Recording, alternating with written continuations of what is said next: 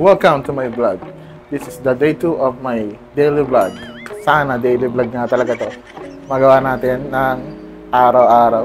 Let's go! Today, ang agenda natin ngayon ay magkakaroon ako ng with photographer package sa aming studio. Yan, papakitaan ko mamaya ng BTS. Pre-birthday ang binok sa akin sa studio. Hinihintay lang namin ngayon yung model at kami ay mamaya-maya mag-prepare na kami ng mga ilaw at saka ng backdrop na pinili niyo. Samahan niyo kami mamaya sa studio shoot. Let's go!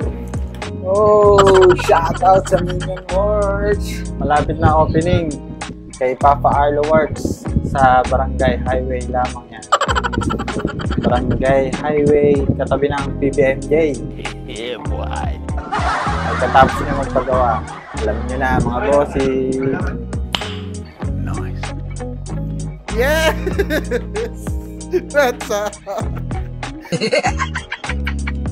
Okay, welcome to my guys! Andito kami sa studio ngayon mga bossing.